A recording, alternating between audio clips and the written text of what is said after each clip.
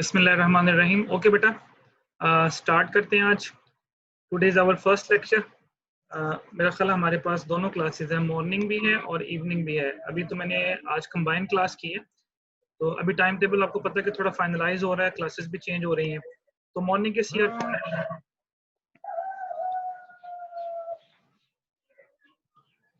Yes sir. बेटा mic जो है ना वो म्यूट कर दें सब लोग। जिसको मैं अलाउ करूंगा सिर्फ वो बोलेगा, बाकी आप सब लोग जो है ना वो अपने माइक म्यूट कर दें।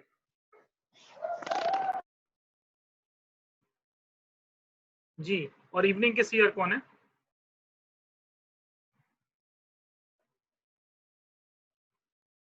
इवनिंग सीआर बेटा आई थिंक उसने ज्वाइन नहीं किया अभी हमें। आवाज मेरी आप लोगों को क्लियर आ रही है? जी सर। यस सर, सही आ रही है। ओके।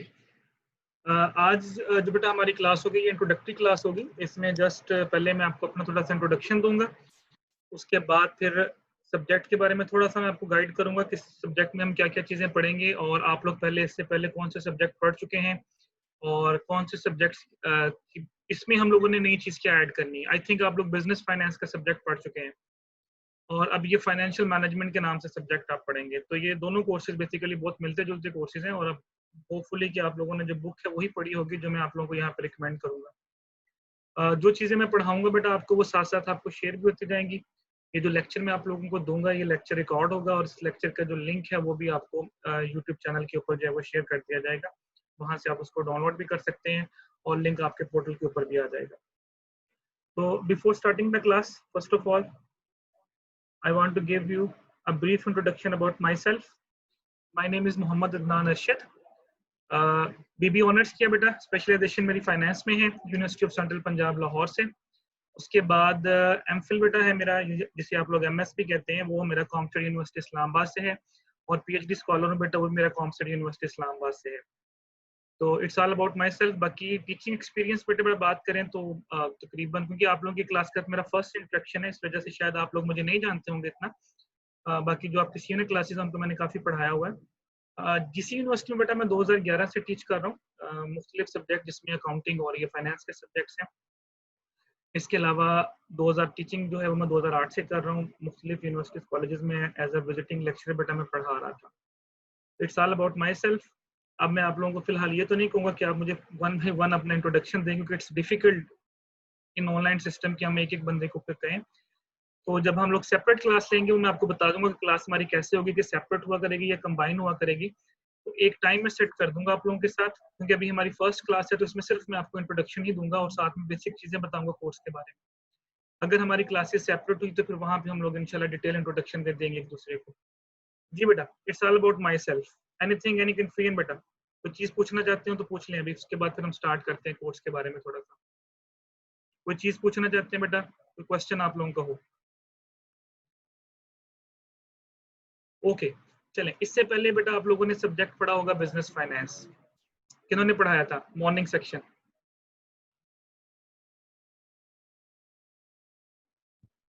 मैम गजाला बिनिश।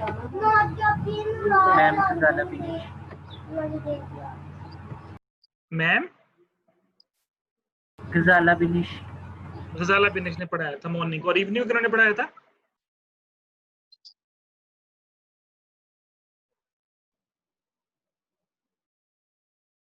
जी इवनिंग कोई स्टूडेंट नहीं बैठा, काफी सारे लोग शो हो रहे हैं मुझे इवनिंग के। कोई आंसर दे दे बेटा। सर हसन रजा ने पढ़ाया था। मैं हसन रजा। ओके, मैं आप लोगों को थोड़े से इंट्रोडक्शन दूंगा पहले सब्जेक्ट के बारे में, फिर मैं आप लोगों से पूछूंगा भी कि आपने कौन कौन से टॉपिक्स पहले पढ़े हुए हैं। कोशिश करेंगे कि वो टॉपिक्स मैं दोबारा शुरू से बिल्कुल नहीं पढ़ाऊंगा, उसका मैं थोड़ा सा आप लोगों को बेसिक इंट्रोडक्शन जरूर दूंगा, क्योंकि उन्हीं टॉपिक्स से आगे जो फर्दर है फिर मैं इसको एफएम के अंदर लेके आऊंगा कि फाइनेंशियल मैनेजमेंट के अंदर हमने कौन कौन सी जो मेन चीजें हैं वो डिस्कस करनी है। तो अभी मैं सिर्फ आप लोगों को सिर्फ एक आउटलाइन प्रोवाइड करूंगा, फिर नेक्स्ट जो हमारी क्लास होगी उसमें प्रॉपर मैं आप लोगों को स्लाइड्स वगैरह जो भी चीज़ रिक्वायर्ड होगी प्रॉपर आपके साथ शो होगी यहाँ पे स्क्रीन के ऊपर, और साथ ही आपको जो है वो प्रोवाइड भी कर दी जाएगी, बाद में शेयर भी कर दी जाएगी। ओके, फर्स्ट बेटा क्वेश्चन, व्हाट इज फाइनेंस? जी व्हाट इज फाइनेंस, क्या होता है फाइनेंस बेटा?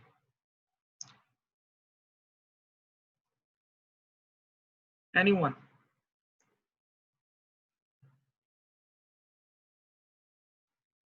मुझे पॉइंट आउट करने पे मजबूर ना करें कि मैं किसका नाम लूं। सर जी जी बेटा। Sir the large amount of money. Okay sir money, इतना ही पता है सर मुझे। ओके इट्स ओके बेटा। मनी, देखें एक चीज बेटा, और before giving me the answer, एक चीज याद रखिएगा, class participation is very important for me. अभी जो लोग आप यहाँ पे पार्टिसिपेट करेंगे डेफिनेटली उनके नेम भी शो हो रहे हैं, नीचे आप लोगों के रोल नंबर्स भी शो हो रहे हैं, आप लोगों ने बनाए हुए जिस नाम से। Class participation is very important for me. बेटा मैं जो आपसे क्वेश्चंस पूछूंगा ना, जो भी आपको आंसर आता है, सही है गलत है, जो भी आपके माइंड में जो आपने पहले डिस्कस किया वो आप मुझे आंसर देंगे उसका। जितनी ज्यादा पार्टिसिपेशन करेंगे डेफिनेटली बेटा उतने ही ज्यादा वो जो है मुझे अच्छा फील होगा कि वो स्टूडेंट मेरी नजर में भी अच्छा होगा। ये मैं आपको पहले बता रहा हूँ, क्योंकि आपको पता है बेटा ऑनलाइन सिस्टम है, इसके अंदर मेरी कोशिश होगी कि मैं आप लोगों को हर चीज जो है वो क्लियर करूँ। अगर आपको कोई चीज क्लियर नहीं होती, आप मुझसे 10 दफा 20 दफा 30 दफा जितनी दफा आप चाहे मुझसे क्वेश्चन कर सकते हैं। अगर आप लेक्चर के बाद भी कोई चीज डिस्कस करना चाहते हैं, हमारे ग्रुप्स बने हुए हैं, आप व्हाट्सएप ग्रुप के अंदर मुझसे डिस्कस कर सकते हैं कि सर ये चीज आपने पढ़ाई थी, इसकी मैं अंडरस्टैंडिंग नहीं हुई, तो मैं आपको वहां भी आंसर कर दूंगा। तो कोशिश करनी है कि लेक्चर के दरमियान जो भी टॉपिक हम शुरू करते हैं वो टॉपिक जो है वो आप लोगों ने क्लियर करना है। ओके, फाइनेंस मैंने बोला जी a large amount of money, और इसके अलावा मैं आपको एफएम की डेफिनेशन दूंगा, लेकिन एफएम की डेफिनेशन देने से पहले थोड़ा सा बेसिक कॉन्सेप्ट्स की तरफ आते हैं। फाइनेंस का मतलब सिर्फ पैसा होता है क्या?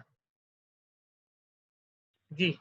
और सर ये भी हो सकता है कि मैनेजमेंट क्रिएशन रिगार्डिंग मनी और इन्वेस्टमेंट, हाउ टू मैनेज और how to create. Okay, how to create money, ठीक है, पैसे की क्रिएशन हो गई, और ठीक है, दो चीजें आ गई, पैसा। Management of investment. जी जी बोलिए। फंड्स एलोकेट करना भी होता है इसमें।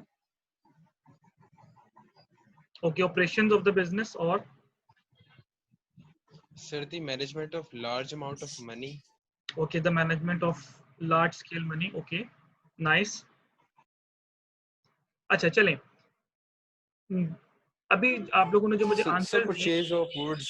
Okay purchase of goods, okay अभी आपने जो मुझे Purchase of आंसर goods, दिए, assets.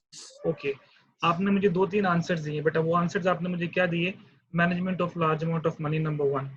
सेकंड आपने बेटा मुझे आंसर दिया कि जी क्रिएशन ऑफ मनी। थर्ड मुझे आपने आंसर दिया purchase of goods and services and so on, like mean that अब जितनी भी हमने बात की वो सारे की सारी पैसे की बात की। क्या बेटा अगर मैं आपसे ये क्वेश्चन करूं कि फाइनेंस का मतलब सिर्फ पैसा है, इज इट ट्रू और रॉन्ग? सिर्फ पैसा या जस्ट और भी चीजें इन्वॉल्व होती हैं फाइनेंस के अंदर? पैसा तो है ही है, नो डाउट, फाइनेंस का मतलब ही पैसा है। क्या इसके अलावा भी कोई चीज बेटा इसमें ऐड होती है? आपसे मैं क्वेश्चन इसलिए करता हूँ कि आप पार्टिसिपेट करें, अदरवाइज मैं बोलता रहूंगा तो आप लोगों ने बोलना शुरू हो जाना अभी थोड़ी देर में।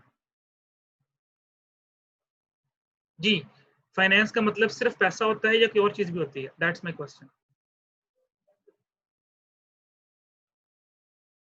सर फंड प्रोवाइड करना भी होता है, लोगों को Okay. फंड प्रोवाइड करना भी होता है। ओके ठीक है। अच्छा अगर देखें, finance doesn't mean that just only money, no doubt बेटा जो पैसा है वो तो फाइनेंस के अंदर अंदर आएगा ही आएगा। For example you want to start a business, आप एक बिजनेस स्टार्ट करना चाह रहे हैं, ठीक हो गया।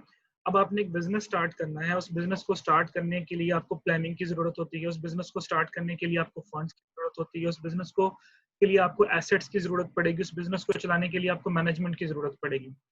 तो बेसिकली अगर हम लोग फाइनेंशियल मैनेजमेंट को डिफाइन करें तो हम फाइनेंशियल मैनेजमेंट को इस तरह से डिफाइन करते हैं, the management of all the financial resources in the business, the management of all the financial resources in the business. अच्छा, जब हम सिर्फ फाइनेंशियल रिसोर्सेज की बात करेंगे तो इसका मतलब है कि हम सिर्फ पैसे की बात कर रहे हैं, जबकि बिजनेस के अंदर पैसा तो इंपॉर्टेंट होता ही होता है, लेकिन उसके साथ बेटा उसकी प्लानिंग, उसकी how to purchase, how to invest, पैसा कैसे लगाना है, पैसा कहाँ पे लगाना है, कौन सा प्रोजेक्ट हमारे लिए फिजिबल है, कौन सा प्रोजेक्ट हमारे लिए फिजिबल नहीं है, these are also very important things. तो बेसिकली अगर हम लोग एफएम को डिफाइन करें तो हम एफएम को डिफाइन इस तरह से कर सकते हैं, the management of all the financial and non financial resources of the business. अच्छा, अब अगर आप फाइनेंशियल और नॉन फाइनेंशियल रिसोर्सेज को यूज नहीं करना चाहते तो आप ऐसे भी कह सकते हैं, the management of all the resources used in the business is called financial management, whether those resources are financial or whether those resources are non financial। अब फाइनेंशियल में क्या आ जाएगा? फाइनेंशियल के अंदर सबसे पहले आ जाएगा बेटा पैसा, कि how to manage the money. देखिए अब पैसे के ऊपर भी काफी सारे क्वेश्चन हो सकते हैं। नंबर 1 कि पैसा कहाँ से आएगा, पैसा कैसे जनरेट किया जाएगा, अगर हमें पैसे चाहिए तो क्या हमें बैंक से लोन लेना चाहिए, या वो पैसा हमने किसी पर्सन से लेना है, या वो पैसा हम बॉन्ड्स इशू करके, शेयर्स इशू करके, ये वर्ड्स आपने सुने होंगे, बॉन्ड शेयर्स के वर्ड्स सुने होंगे, ये मैं एक्सप्लेन करूंगा इन डिटेल जब हम लोग आगे फर्दर मूव करेंगे, तो इसकी मैं आगे टाइप्स वगैरह भी आप लोगों को पढ़ाऊंगा ये क्या चीजें होती हैं। तो अब आपको पैसा चाहिए, ठीक हो गया, तो इसका मतलब है पैसा कहाँ से आएगा, पैसा कैसे जनरेट किया जाएगा, ये भी फाइनेंशियल मैनेजमेंट का हिस्सा है, नंबर 1। नंबर 2, अब आप कहते हैं कि मेरे सामने 3 से 4 प्रोजेक्ट्स हैं, प्रोजेक्ट ए है, प्रोजेक्ट बी है, प्रोजेक्ट सी है, मैं एग्जांपल दे रहा हूँ जस्ट वैसे आपको। अब आप ये डिसाइड करना चाह रहे हैं कि इन तीनों प्रोजेक्ट्स में से मुझे किस में पे पैसा लगाना चाहिए। अब आप क्या करेंगे, आप हर प्रोजेक्ट का अलग अलग एनालिसिस करेंगे। अब उस एनालिसिस के बाद उसमें से जो बेस्ट प्रोजेक्ट होगा आप उसको सिलेक्ट करेंगे। This is also called financial management. इसका मतलब है कि फाइनेंशियल मैनेजमेंट का मतलब सिर्फ और सिर्फ ये नहीं होता कि आपने सिर्फ अपने पैसे की ही मैनेजमेंट करनी है, सिर्फ पैसे को ही देखना है, नो, वो तो देखना ही देखना है, but the non financial resources are also very important. तो सो इसीलिए हम कहते हैं कि financial management refers to managing all the resources used in the business, whether those resources are financial or whether those resources are non financial। जी बेटा, FM की definition में कोई प्रॉब्लम, anyone any confusion बेटा? तो बेसिक डेफिनेशन बताइए कि FM होती क्या है। अब आगे मैनेजमेंट कैसे करनी है, रिसोर्सेज की मैनेजमेंट कैसे करनी है, इसके ऊपर मैं आपको पूरे पूरे चैप्टर्स पढ़ाऊंगा 1 by 1 कि कैसे करना है। अच्छा, आप लोगों ने पढ़ा होगा डिसीजन एरियाज पढ़े होंगे, डिसीजन एरियाज ऑफ एफएम को हम डिस्कस करते हैं थोड़ा सा, बस ये एक छोटा सा टॉपिक डिस्कस करेंगे, उसके बाद फिर फर्दर क्लास में मैं आपको इनकी स्लाइड्स भी प्रोवाइड कर दूंगा। जब भी मैं बोल रहा हूँ चीजें, ये आपको नेक्स्ट क्लास में स्लाइड्स की सूरत में भी मिल जाएंगी, लेकिन आपने सिर्फ अभी अंडरस्टैंड करना है कि मैं क्या बता रहा हूँ। Decision areas of FM financial management के अंदर बेटा 3 डिसीजन बहुत इंपॉर्टेंट है, जिसकी मैंने आपको डेफिनेशन दी। द फर्स्ट डिसीजन इज, जी कौन सा होता है बेटा?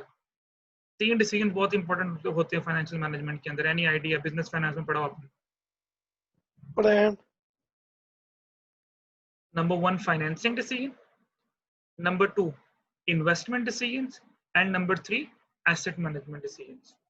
ये बेटा 3 डिसीजन है। अगर आप इन तीनों डिसीजंस को प्रॉपरली तौर पे मैनेज कर रहे हैं तो इसका मतलब है कि आप एफएम का रोल प्ले कर रहे हैं। इट मीन कि आप फाइनेंशियल मैनेजमेंट का जो फंक्शन है वो प्रॉपरली जो है वो प्ले कर रहे हैं। लेकिन अगर आप इन 3 डिसीजंस को सही तरह से परफॉर्म नहीं कर रहे तो इसका मतलब है कि आप अपने फाइनेंशियल या नॉन फाइनेंशियल रिसोर्सेज को प्रॉपरली मैनेज नहीं कर रहे। फर्स्ट बेटा डिसीजन एरियाज मैंने बोला क्या? Financing decision. जी क्या होता है फाइनेंसिंग डिसीजन? इसमें हम क्या चीज देखते हैं? फाइनेंसिंग, वर्ड देखिए फाइनेंसिंग। एनीवन? फंड्स की मैनेजमेंट को देखते हैं, किसी भी ऑर्गेनाइजेशन को बताते हैं कि उसने इस टाइम कहाँ इन्वेस्टमेंट करनी है, किस चीज की उसको जरूरियात है। फिर इन्वेस्टमेंट डिसीजन क्या होगा? अगर आपने इन्वेस्टमेंट की बात की तो फिर इन्वेस्टमेंट डिसीजन क्या होगा? मुझे सेकंड टाइम पे आएगा, सेकंड टाइप पे आएगा। देखो फाइनेंसिंग से बेटा लो, फाइनेंसिंग, फाइनेंस करना चाहिए। So financing means how we collect sir Sir, financing में आता है कि रोल नंबर 1909 बेटा आप बोल रहे हैं। बेटा आपका माइक म्यूट है, इसको अनम्यूट करें। ma'am. Yes sir. Financing means sir how we collect our बाकी लोग mic funds, our money and our all the resources from other resources. It should be our bank, our other owners from where we collect our money for our business. 33 बेटा roll number अपना mic mute करें बेटा। Sir इसमें ये आएगा कि जो भी यानी बिजनेस स्टार्ट करना है उसके लिए फाइनेंस कहाँ से लेंगे। ओके देखिए मैं आसान अल्फाज में बता, मैं आपको आसान अल्फाज में बता देता हूँ। फाइनेंसिंग डिसीजन का मतलब बेटा ये होता है कि आपने ये डिसाइड करना है कि अगर आप किसी बिजनेस को स्टार्ट करना चाह रहे हैं तो उसके लिए फंड कहाँ से आएगा। आसान अल्फाज में, from where you can get the money. अब 2 मेजर सोर्सेज हैं। एक हम बोलते हैं कि क्या हमें लोन लेना चाहिए, जिसे हम डेट फाइनेंसिंग बोलते हैं, ये मैं आपको डिटेल में पढ़ाऊंगा आगे।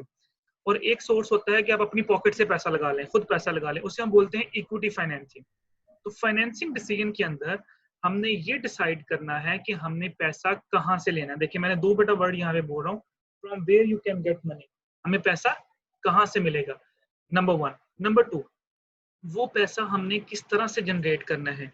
क्या हमें इंटरेस्ट रेट सूट करेगा? अगर हम लोन की तरफ जाएंगे तो उसके ऊपर आपको इंटरेस्ट देना पड़ेगा, लेकिन अगर हम लोग शेयर्स की तरफ जाएंगे या इक्विटी की तरफ जाएंगे उसके ऊपर हमें क्या देना पड़ेगा? डिविडेंड देना पड़ेगा, जिसे हम प्रॉफिट कहते हैं। ये टर्म्स हम डिस्कस करेंगे डिटेल में, डिविडेंड क्या होता है, प्रॉफिटेबिलिटी क्या होती है, मैं सारी चीजें बेसिक्स पहले बताऊंगा। अगर आपने पहले पढ़ी भी होंगी तो चलिए मजीद आपकी रिवाइज हो जाएंगी। अभी मैं सिर्फ आपको बेसिक ओवरव्यू दे रहा हूँ एफएम के बारे में। अच्छा, तो फाइनेंसिंग डिसीजन में पहला डिसीजन, पैसा कहाँ से आएगा। कहाँ से आएगा मतलब कि क्या हमने डेट लेना है या हमने इक्विटी लेनी है। और पैसा हमने कैसे जनरेट करना है, क्या हमने बॉन्ड्स इशू करके जनरेट करना है, या हमने शेयर्स इशू करके जनरेट करना है, हमने इंटरेस्ट पे करना है, या हमने डिविडेंड पे करना है। बेटा देखिए, डेट जो फाइनेंस होता है उसके ऊपर इंटरेस्ट दिया जाता है, और जो आपकी इक्विटी फाइनेंस होती है उसके ऊपर हम लोग डिविडेंड देते हैं। डिविडेंड का तो पता है ना क्या होता है, क्या होता है डिविडेंड? Yes sir. जी बोले बेटा। 101 सर शेयर्स के ऊपर जो प्रॉफिट देते हैं हम अपने जो शेयर होल्डर्स होते हैं उसको डिविडेंड बोलते हैं। जब कंपनी को प्रॉफिट होता है, उस प्रॉफिट में जितना हिस्सा कंपनी अपने शेयर होल्डर्स को डिस्ट्रीब्यूट करती है, that is called dividend. For example, एक कंपनी है, उसको 1 लाख रुपए का प्रॉफिट हुआ, उसने क्या किया, उस 1 लाख में से उसने कुछ 50,000 रुपया जो है वो अपने शेयर होल्डर्स के दरमियान डिस्ट्रीब्यूट कर दिया, तो वो जो 50,000 की जो अमाउंट होगी, that amount is called dividend. तो वो पर शेयर के हिसाब से मिल जाएगा। उसका सिंपल सा फॉर्मूला ये होता है कि जितनी आपने अमाउंट डिवाइड करनी है डिविडेंड के तौर पे, उसको नंबर ऑफ शेयर्स के साथ डिवाइड कर दें। फॉर एग्जांपल 50,000 है और मार्केट में जो शेयर हैं, शेयर होल्डर्स हैं वो 10,000 हैं, तो 50,000 तकसीम 10,000 करेंगे तो 5 रुपए आ जाएगा। इसका मतलब जिसके पास 1 शेयर होगा उसको 5 रुपीज जो है वो प्रॉफिट मिल जाएगा, जिसके पास 2 शेयर होंगे उसको 10 रुपए, जिसके पास 3 शेयर होंगे उसको 15 रुपए मिल जाएंगे। This is called dividend. Interest जो होता है वो आपको अब फिक्स अमाउंट के हिसाब से मिलता है, फ्लोटिंग के हिसाब से मिलता है, लेकिन वो आपको देना ही देना होता है। डिविडेंड मिल भी सकता है, डिविडेंड नहीं भी मिल सकता, फिर ये आगे उसकी टाइप से वो भी हम डिस्कस करेंगे इन डिटेल। तो this is called financing decision, कि पैसा कैसे जनरेट करना है और पैसा कहाँ से आएगा। नंबर 2, इन्वेस्टमेंट डिसीजंस क्या होते हैं बेटा? जी सर, इन्वेस्टमेंट डिसीजन जो होते हैं वो इन्वेस्टर और इन्वेस्टमेंट मैनेजर से मिलकर बनते हैं, ये बनाते हैं ये शायद। ओके, इसमें हम करते हैं क्या? सिर्फ मुझे थोड़ा सा, जिस तरह मैंने आपको बड़े आसान अल्फाज में फाइनेंसिंग एक्सप्लेन किया। इन्वेस्टमेंट देखिए, इन्वेस्टमेंट डिसीजन, इन्वेस्टमेंट करने का डिसीजन लेना है। इसमें हम सब देखते हैं कि कहाँ इन्वेस्टमेंट करना है। देखिए, सब लोग ना बोला करें, या तो आप हैंड रेस करें, आपका हैंड यहाँ पे आपके पास सिंबल आ रहा है, जिसको मैं बोलूंगा फिर वो मुझे आंसर देंगे। जी 083 बताएं बेटा मुझे, 19083 आप बोल रहे थे बेटा। सर इसमें हम देखते हैं कि हमने कहाँ कहाँ पे इन्वेस्टमेंट करनी है, किस प्रोजेक्ट में इन्वेस्टमेंट करेंगे। ओके, बेसिकली इन्वेस्टमेंट डिसीजंस क्या होते हैं, इसके अंदर बेटा हम क्या करते हैं कि हमारे पास डिफरेंट इन्वेस्टमेंट अपॉर्चुनिटीज आ रही हैं। फॉर एग्जांपल, एक प्रोजेक्ट है कि आप कोई टेक्सटाइल मिल लगाना चाह रहे हैं, प्रोजेक्ट बी ये है कि आप कोई टेलीकम्युनिकेशन सिस्टम का बिजनेस शुरू करना चाह रहे हैं, प्रोजेक्ट सी ये है कि आप कोई बैंक की ब्रांच ओपन करना चाह रहे हैं। फॉर एग्जांपल, मैं एग्जांपल दे रहा हूँ। अब ये 3 डिफरेंट प्रोजेक्ट्स मेरे सामने हैं, कंपनी में से किसी एक प्रोजेक्ट में पैसा लगाने में विलिंग है। इन्वेस्टमेंट डिसीजन क्या करता है? इन्वेस्टमेंट डिसीजन के अंदर हम क्या करते हैं, हम हर प्रोजेक्ट का अलग अलग एनालिसिस करते हैं। यानी प्रोजेक्ट ए के कितना फायदा कितना नुकसान होगा, प्रोजेक्ट बी में कितना फायदा कितना नुकसान होगा, प्रोजेक्ट सी में कितना फायदा कितना नुकसान होगा, और इन तीनों के एनालिसिस करने के बाद फिर हम किसी एक हतमी डिसीजन पे पहुंचते हैं कि ये प्रोजेक्ट हमें सूट करेगा और ये प्रोजेक्ट हमें सूट नहीं करेगा। अब क्वेश्चन ये है कि ये एनालिसिस कैसे किया जाता है। आपने बिजनेस फाइनेंस के अंदर एक चैप्टर पढ़ा होगा, कैपिटल बजटिंग टेक्निक्स, पढ़ा है कि नहीं पढ़ा? एनपीवी, आईआरआर, प्रॉफिटेबिलिटी इंडेक्स, जिसमें हम कैलकुलेशंस करते हैं, शायद ना पढ़ा हो। जी नहीं पढ़ा। ओके चलिए, ओके बेटा समझ आ गई, नहीं पढ़ा आप लोगों ने। अब मैं क्या करूंगा, जब मैं आपको इन्वेस्टमेंट डिसीजन पढ़ाऊंगा तो मैं वहां पे आपको एक चैप्टर पढ़ाऊंगा कैपिटल बजटिंग टेक्निक्स के नाम से। हम उसमें क्या करेंगे कि हमारे सामने प्रोजेक्ट्स की डाटा आ जाएगा, हम उन डाटे को ऊपर कुछ टेक्निक्स अप्लाई करेंगे, जो मैं अभी नाम बोल रहा हूँ, एनपीवी, आईआरआर, ये क्या होती है मैं एक्सप्लेन करूंगा, अभी आपने कंफ्यूज नहीं होना। उन टेक्निक्स को अप्लाई करने के बाद कुछ आंसर्स हमारे सामने आएंगे, और उन आंसर्स की बेस पे हम बताएंगे कि प्रोजेक्ट ए सूट करेगा, बी सूट करेगा या सी सूट करेगा। देखिए, अगर आप गैस वर्क के ऊपर प्रोजेक्ट शुरू करेंगे ना, तो वो आपको फायदा भी दे सकता है और वो आपको नुकसान भी दे सकता है। इसीलिए इन्वेस्टमेंट डिसीजन ये कहते हैं कि आपने करना ये है कि आपने प्रॉपर हर प्रोजेक्ट का एनालिसिस करना है, and after analysing selecting the best one. अब देखें, ये एफएम का रूल है। अब इसमें हम किसी किस्म को फंड फाइनेंस को मैनेज नहीं कर रहे, हम लोग क्या कर रहे हैं, हम लोग एक एनालिसिस कर रहे हैं, और एनालिसिस की बेस पे ये डिसीजन दे रहे हैं कि हमें कौन सा प्रोजेक्ट जो है वो सूट करेगा। अगर आप प्रॉपर एनालिसिस करने के बाद बेटा कोई डिसीजन लेते हैं और उसके बाद आप प्रोजेक्ट शुरू करते हैं, तो इसका मतलब है कि आप फाइनेंशियल मैनेजमेंट का फंक्शन प्रॉपर परफॉर्म कर रहे हैं। लेकिन अगर आप सिर्फ गैस वर्क पे चल रहे हैं कि ये शुरू कर लो, ये शुरू नहीं करना, इसको शुरू कर लेते हैं, तो बेटा फिर वो गैस वर्क आपको फायदा भी दे सकता है और वो गैस वर्क आपको नुकसान भी दे सकता है। आपने सुना होगा हाई रिस्क हाई प्रॉफिट और लो रिस्क लो रिटर्न। तो लेकिन बेटा साथ में ये भी होता है कि हाई रिस्क हाई प्रॉफिट के साथ हाई लॉस भी होता है। अगर वो प्रोजेक्ट फेल हो जाएगा तो आपको फिर हाई लॉस भी फेस करना पड़ेगा। तो इन्वेस्टमेंट डिसीजन के अंदर हमने क्या करना है, selecting the best opportunity among the available opportunities. This is called investment decision. अगर आप ये परफॉर्म कर रहे हैं, इसका मतलब है कि आप एफएम का जो रोल है वो पूरा अच्छे तरीके से परफॉर्म कर रहे हैं। लास्ट डिसीजन बेटा, एसेट मैनेजमेंट डिसीजंस। सर ये आपने जो अभी इन्वेस्टमेंट डिसीजन का बोला, एक दफा फिर से बोल दीजिए। जी बेटा, इन्वेस्टमेंट डिसीजन मैंने बोला selecting the best opportunity among the available opportunities, यानी अगर मेरे पास 3 प्रोजेक्ट्स हैं, उनमें से जो आपके पास आपको लगता है कि इन तीनों में से कौन सा बेस्ट है, वो कैसे करेंगे पता, वो मैंने आपको बताया कि हम एनालिसिस करेंगे। एनालिसिस करने के बाद हम देखेंगे कौन सा हमें प्रॉफिट दे रहा है, कौन सा हमें लॉस दे रहा है, तो जो सबसे ज्यादा प्रॉफिट दे रहा होगा उसको हम सिलेक्ट कर लेंगे। तो this is called investment decision, selecting the best one among the available one. तो जो अवेलेबल अपॉर्चुनिटीज उसमें से जो बेस्ट अपॉर्चुनिटी है वो आपने सिलेक्ट करनी है आफ्टर एनालिसिस, कि ये हमें सूट करेगा प्रोजेक्ट, ये हमें सूट नहीं करेगा। This is called investment decision. Clear बेटा? Yes sir. अब कैसे करेंगे इसके ऊपर मैं आपको पढ़ाऊंगा, अभी सिर्फ मैं आपको ओवरव्यू दे रहा हूँ। अभी मैं आपको सिलेक्शन करने का तरीका भी बताऊंगा, मैं आपको थोड़े से न्यूमेरिकल्स भी करवाऊंगा। वहां पे जब हम प्रोजेक्ट्स हमारे सामने आएंगे तो मैं आपको बताऊंगा, देखिए इसका ये आंसर आया, इसका ये आंसर आया, अब ये आंसर कहते हैं इसको सिलेक्ट कर लो, ये आंसर कहते हैं इसको रिजेक्ट कर दो। तो this is called investment decision, जो कि हम सीखेंगे भी, प्रैक्टिकली भी सीखेंगे। ओके बेटा, last one is asset management decisions. Tell me what is asset? क्या होता है एसेट बेटा? सर जो हमने इन्वेस्टमेंट कर दी है, अब हम उसको लॉन्ग टाइम पीरियड के लिए बेटा property and possessions of the कितनी बात, ये सारी किसी की समझ नहीं आई। मैंने आपको बोला भी हैंड रेस किया करें, मैं किसी को पॉइंट आउट करूं, इस तरह सब बोलेंगे तो मुझे पता नहीं चलेगा कौन बोल रहा है। 901 जी बेटा, आपने हैंड रेस किया। 101 sorry 19101। Property and possessions of the business is called asset. दोबारा बोलें बेटा, सॉरी आवाज नहीं आई। Property and possessions of the business. Property and possession of anything, okay. और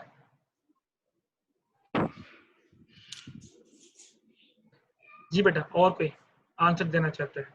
जब हमने इन्वेस्टमेंट कर दी है बिजनेस में। अपना माइक बेटा थोड़ा करीब रखें, आपकी ना आवाज बहुत स्लो आ रही है मुझे, थोड़ा माइक अपने ना। सर हमने ओके सर हमने फाइनेंस का डिसीजन लिया, हमने फाइनेंस क्रिएट किया, अब हमने उसको इन्वेस्टमेंट भी कर दिया सर। अब हम उसकी निगरानी भी करनी है कि वो हमारा जो इन्वेस्ट हमने किया है फाइनेंस, वो हमारा ठीक तरीके से चल रहा है या वो डैमेज तो नहीं ओके हमारा। जो बेटा आप आंसर जी बेटा 39। सर ये होता है कि एसेट मैनेजर एक कंपनी होती है जिसका जिसका बिजनेस पर्पस होता है मैनेजिंग वेल्थ। ओके, देखिए आप कंपनीज की तरफ चले गए। सपोज कि आप कंपनी की सीईओ हैं, आप कंपनी की फाइनेंस मैनेजर चलने लगा लें, आप कंपनी की फाइनेंस मैनेजर हैं। अब मैं आपसे कहता हूं कि एसेट मैनेजमेंट डिसीजन आपने करना है, तो आप क्या करेंगे इसमें? इसका मतलब क्या होगा? एसेट मैनेजमेंट डिसीजन का क्या मतलब होगा? You are the finance manager of a company, कैसे मैनेज करोगे? सर इसमें ये देखेंगे कि कौन देखिए से एसेट सबसे पहले हम डिस्कस करते हैं। चलिए मैं आपको आंसर देता हूँ। सबसे पहले हम डिस्कस करते हैं एसेट्स क्या होते हैं। बेटा anything which is own by the company, हर वो चीज बेटा जो कंपनी की मलकियत होती है वो उसका एसेट होता है। हर वो चीज जो उसकी मलकियत में है। अब इसमें आपने मुख्तलिफ किस्म के एसेट्स पढ़े होंगे, करंट एसेट्स पढ़े होंगे, फिक्स एसेट्स पढ़े होंगे। करंट एसेट्स क्या होते हैं? वो एसेट जिनको आप विद इन 1 ईयर कंज्यूम कर लेते हैं, वो आपके करंट एसेट्स होते हैं। फिक्स एसेट्स क्या होते हैं? वो एसेट जिनको आप मोर देन 1 ईयर में कंज्यूम करते हैं, वो आपके फिक्स एसेट्स होते हैं। अब एसेट मैनेजमेंट डिसीजन का मतलब ये होता है कि आपकी कंपनी में कितने परसेंटेज जो है वो करंट एसेट्स होना चाहिए और कितने परसेंट जो है वो आपके फिक्स एसेट्स होने चाहिए। यानी फॉर एग्जांपल, मैं छोटी सी एग्जांपल देता हूँ। आपके पास 1 लाख रुपया है, अब आपने ये डिसाइड करना है कि इस 1 लाख रुपए में मेरे पास कितनी मालियत के करंट एसेट्स होने चाहिए और कितनी मालियत के जो है वो फिक्स एसेट्स होने चाहिए। This thing is called asset management decision. आपने वर्किंग कैपिटल मैनेजमेंट के नाम से एक चैप्टर पढ़ा होगा, शायद पढ़ा है? Working capital management? No sir नहीं पढ़ा। अच्छा, अब वर्किंग कैपिटल मैनेजमेंट के अंदर हम यही सिखाते हैं, ये चीजें बेटा हम सिखाते हैं कि हमने एसेट मैनेजमेंट कैसे करना। देखें, अब फॉर एग्जांपल अगर आप करंट एसेट्स ज्यादा रख लेते हैं, करंट एसेट्स में क्या आता है? कैश आता है। फिक्स एसेट्स में क्या आता है? लैंड, बिल्डिंग, मशीनरी वगैरह, ये आपके फिक्स एसेट्स में। अब आपने करंट एसेट्स का लेवल बहुत थोड़ा रखा, लेकिन इन द फ्यूचर आपको कैश की जरूरत ज्यादा पड़ गई तो भी गलत है। इसका मतलब कि आपने अपने एसेट को प्रॉपर मैनेज नहीं किया। लेकिन अगर आपने कैश बहुत ज्यादा एक्स्ट्रा ऑर्डिनरी सेव कर लिया और इन्वेस्ट कम किया तो ये बात भी गलत है। फिर हमें क्या करना चाहिए? उसके लिए बेटा अगेन हमें प्रॉपर एनालिसिस करना चाहिए कि हमने मार्केट के अंदर किस तरह से इसको लेके चलना है। तो this analysis is called asset management decision, कि आपने अपने एसेट्स को प्रॉपर्ली किस तरह से मैनेज करना है, कि हमने करंट एसेट्स में कितनी मालियत रखनी है, हमने फिक्स एसेट्स में कितने पैसे रखने हैं। जब आप इसके कम्बिनेशन, यानी आसान अल्फाज में कह लें, the combination of current assets and fix assets, कि आपने कौन सा कम्बिनेशन चलना है। फॉर एग्जांपल 70-30 चलना है, 50-50 रखना है, 50,000 के वो 50,000 के वो, 20-80, 80-20, thousands of combinations are there, but which combination is the best one, वो आपने डिसाइड करना है। और वो कैसे डिसाइड करेंगे, वो डेफिनेटली बेटा आप अपनी जरूरत को देखोगे, आप मार्केट सिचुएशंस को देखोगे, कंपनी के हालात को देखोगे, देन यू विल डिसाइड कि हमने इतनी करंट एसेट्स रखने हैं और इतने हमने फिक्स एसेट्स रखने हैं। अगर बेटा आप इस तरह से अपने एसेट्स को मैनेज कर रहे हो, और एसेट्स में हर चीज शामिल है जो आपकी मलकियत में है, अगर आप इस तरह से मैनेज कर रहे हैं तो इसका मतलब है कि आप फाइनेंशियल मैनेजमेंट का जो रोल है वो प्रॉपर्ली प्ले कर रहे हैं। अब मैंने 3 चीजें बेटा बताई, फाइनेंसिंग, इन्वेस्टमेंट और एसेट मैनेजमेंट। इसका मतलब है कि अगर आप इन 3 चीजों को प्रॉपर मैनेज कर रहे हैं तो you are performing the role of financial management. तो आप अपने फाइनेंशियल मैनेजमेंट को प्रॉपर्ली तौर पे मैनेज कर रहे हैं। हम देखिए इसमें पैसे की मैनेजमेंट भी आ गई, इसमें प्लानिंग भी आ गई, इसमें एनालिसिस भी आ गया। Each and everything is included in this definition. और ये जो 3 मैंने अभी आपके सामने जो डिसीजन एरियाज बोले हैं, ये 3 डिसीजन एरियाज आपको गाइड करेंगे कि आप अपने जो आपका फाइनेंस मैनेजर है वो प्रॉपर तरीके से बिजनेस को रन कर रहा है या नहीं कर रहा। अगर बेटा आप इन तीनों पर फोकस करेंगे तो आपका बिजनेस जो है उसके सक्सेस होने के चांसेस ज्यादा है एज कंपेयर टू अगर आप गेस वर्क करेंगे। तो this is called what is FM and decision areas of FM. यहां तक बेटा कोई problem? If you want to ask any question, anyone of you, any question बेटा, any question, any confusion? Sir आपने कहा कि decision areas of FM, sir हम इसको एफएम क्यों बोलते हैं? डिसीजन एरियाज ऑफ एफएम, मैंने ये बेटा बोला कि जो आपके डिसीजन एरियाज ऑफ एफएम है, अगर आप इस मतलब आप अपने बिजनेस को अगर इस तरह से चला रहे हैं कि आपने पैसा कैसे जनरेट किया, कहां से जनरेट किया, एनालिसिस करने के बाद डिसीजन लिया, आपने किस में इन्वेस्ट करना है, कैसे इन्वेस्ट करना है, एनालिसिस करने के बाद इन्वेस्ट किया, एसेट को कैसे मैनेज करना है, किस तरह से मैनेज करना है, अगर आप ये सारे काम कर रहे हैं, इसका मतलब है कि आप फाइनेंशियल मैनेजमेंट का फंक्शन परफॉर्म कर रहे हैं। इट मीन दैट कि you are performing the function of financial management, कि आप अपनी कंपनी का जो है उसमें एफएम को प्रॉपर तरीके से जो है वो मैनेज कर रहे हो। देखिए मैंने आपको बोला कि आप प्रोजेक्ट गेस वर्क पे भी शुरू कर सकते हैं, और अक्सर कंपनीज करती हैं कि यार आजकल ये ट्रेंड चल रहा है, ये स्टार्ट कर लेते हैं, यार ये ट्रेंड चल रहा है, ये स्टार्ट कर लेते हैं विदाउट एनी एनालिसिस।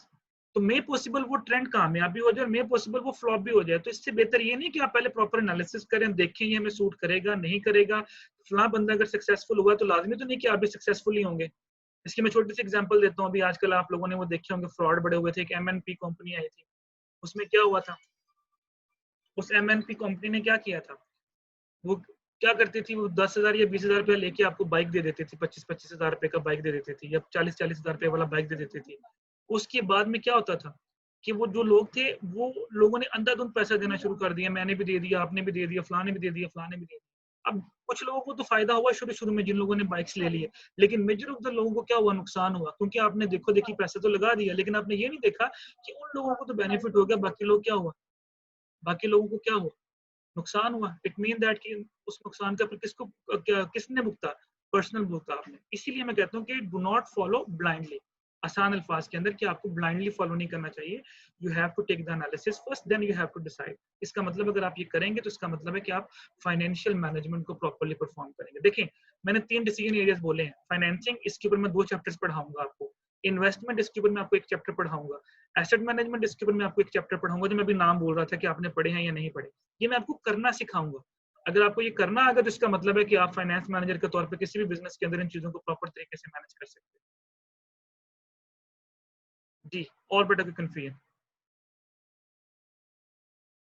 अच्छा चलें, अभी मैं फिलहाल यहीं पे स्टॉप कर रहा हूँ। अभी मैं कुछ चीजें आपसे डिस्कस करूंगा, उसके बाद फिर हम जो है प्रॉपर, मैंने आपको सिर्फ अभी डेफिनेशन दी। नेक्स्ट क्लास आने जब हम लोग आएंगे तो आप लोगों ने करना ये होगा कि जो चीज हमने डिस्कस की होती है वो आप लोग पढ़ के आया करेंगे। मैं आप उसमें से कोई भी क्वेश्चन आप लोगों से किसी से भी पूछ सकता हूँ कि हमने लास्ट क्लास में ये डिस्कस किया था तो इसका क्या मतलब है, तो आपने मुझे वो एक्सप्लेन करना होगा। मैं वंस अगेन बेटा बोल रहा हूँ, class participation is very important for me. हो सकता है मैं आप लोगों को असाइनमेंट के अंदर छूट दे दूं, हो सकता है मैं आप लोगों को अगर क्विज होता है तो उसमें छूट दे दूं, हो सकता है बेटा आप लोगों का अगर फाइनल पेपर तो बहुत अच्छा नहीं होता मैं उसमें भी रिलैक्सेशन दे दूं। जो क्लास पार्टिसिपेशन अच्छी करेगा उसके लिए मैं बात कर रहा हूँ। Class participation is very important. It doesn't mean that कि आपने यहाँ पे ज्वाइन कर लिया उसके बाद आप अपने मोबाइल फोन के ऊपर मूवीज देख रहे हैं तो ये बेटा गलत बात होगी। Class participation is very important. जिस तरह आजकल 3-4 लोगों ने अच्छा खासा पार्टिसिपेट किया, तो नेक्स्ट, क्योंकि ये मेरे पास, मैं इसकी वो स्नैप लेते रहता हूँ बेटा, इसकी पिक्चर ले लेता होता हूँ, मेरे पास ये रिकॉर्ड रहता है। अच्छा, अब आपको पता है बेटा जो जूम के ऊपर मीटिंग होती है वो मैक्सिमम 30 मिनट्स की होती है। 30 मिनट्स के बाद जो है ये क्लास खत्म हो जाती है। अब हुआ ये करेगा कि 30 मिनट्स के बाद जैसे ये क्लास खत्म हुआ करेगी तो मैं आपको बोलूंगा कि दोबारा ज्वाइन करें, तो मुझे दोबारा ज्वाइन करेंगे। मैं एक ही दिन क्लास लिया करूंगा, यानी 30 मिनट्स की पहले, उसके बाद जैसे आप दोबारा ज्वाइन करेंगे 30 मिनट्स की बाद में 1 घंटे की हमारी क्लास हुआ करेगी, और वीक में सिर्फ एक क्लास ही मैं लिया करूंगा आप लोगों की, और उसी के अंदर हम मैक्सिमम चीजें जो है वो डिस्कस कर लेंगे। अगर मुझे इसके अलावा क्लास की जरूरत पड़ी तो मैं आपको बता दूंगा, अदरवाइज यही सिस्टम हमारा चलेगा। वो किस दिन हुआ करेगी, वैसे आज का दिन फाइनल है, जिस तरह मैंने आज ट्यूसडे को ली है, मॉर्निंग और इवनिंग सेक्शन दोनों को मिला के ये जो डेट ये होगी ये हमारी फाइनल होगी। अब सीआर ये करेंगे कि मैंने यहाँ पे आप लोगों का वो ले लिया है, तस्वीर ले ली है, जो लोग यहाँ पे मेरे सामने नजर आ रहे हैं। अब सीआर मुझे ये करेंगे कि अपने ग्रुप के अंदर जो है बेटा मुझे अपनी अटेंडेंस शीट सेंड करेंगे, रोल नंबर वाइज कौन कौन से बच्चे जो है वो प्रेजेंट थे। सीआर के सामने भी ये लिस्ट आ रही है, वो देख लें इनमें से कौन कौन से प्रेजेंट है।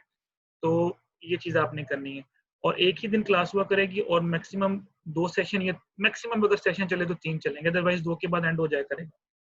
तो उसमें कोई भी अगर आपकी कंफ्यूजन रह जाए, कोई क्वेश्चन पूछना हो तो आप क्लास के अंदर भी पूछ सकते हैं, बाद में भी पूछ सकते हैं, व्हाट्सएप ग्रुप में भी पूछ सकते हैं।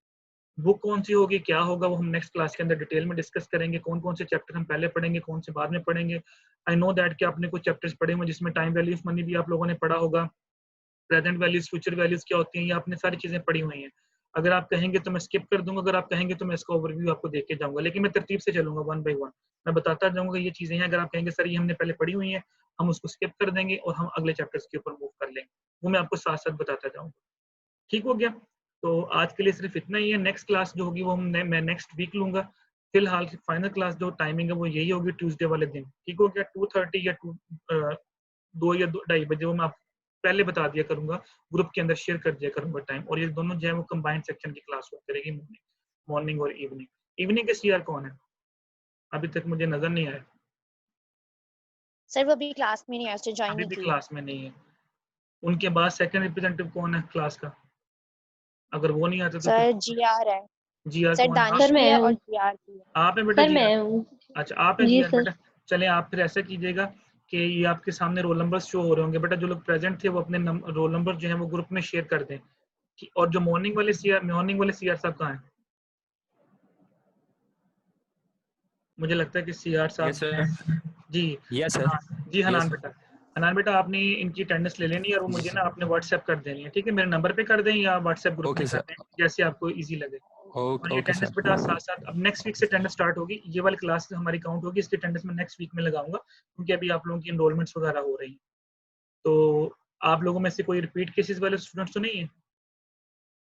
मतलब किसी ने कोई डी इम्प्रूव करना हो या किसी ने कोई अगर करना हो, तो अगर इम्प्रूवमेंट से रिलेटेड कोई भी इन्फॉर्मेशन लेनी है बेटा एनरोलमेंट से रिलेटेड, तो आप लोगों ने मुझसे मिलना है। ठीक है? वो मैं डील कर रहा हूँ इस दफा सारी स्टूडेंट्स के लिए। तो कोई भी इशू हो तो वो आप मुझसे डिस्कस कर सकते हैं। जी बेटा, any question, any confusion? 2 minutes रह गए हैं, इसके बाद हमारी फिर ये मीटिंग एंड हो जाएगी। कोई कंफ्यूजन बेटा?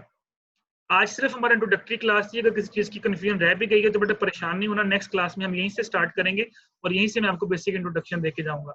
और हनान बेटा आपकी क्लास की स्ट्रेंथ कितनी है?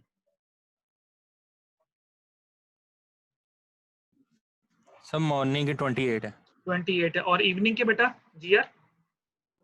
सर 34। 34। 28 प्लस 34, तो ये कितने होने चाहिए? तकरीबन 60 प्लस होने चाहिए, ऐसे ही है। और इस वक्त जो मेरे पास है वो 33 लोग हैं। इट मींस 50% लोग जो हैं वो एब्सेंट है क्लास के अंदर। तो उनको बता दें, मैं ग्रुप के अंदर भी शेयर कर दूंगा कि बेटा रेगुलर क्लासेस लेंगे। अगर आप मेरी रेगुलर क्लासेस लेंगे तो आपको किसी किस्म की कंफ्यूजन नहीं होगी। हम लोग हर क्लास वहीं से स्टार्ट करेंगे जहां से हमने लास्ट क्लास एंड की होगी, और उसी से आगे लेके चलूंगा टॉपिक को। तो कोशिश कीजिएगा कि रेगुलर रहें। अगर रेगुलर रहेंगे तो ये गारंटी है कि आपको किसी किस्म की प्रॉब्लम नहीं आएगी इस सब्जेक्ट के अंदर, और होपफुली इंशाल्लाह आप अच्छे नंबरों से इसको क्लियर भी कर लेंगे। जी बेटा, एनी कंफ्यूजन, एनी क्वेश्चन? चलें बेटा, ओके, टेक केयर बेटा, अल्लाह हाफिज।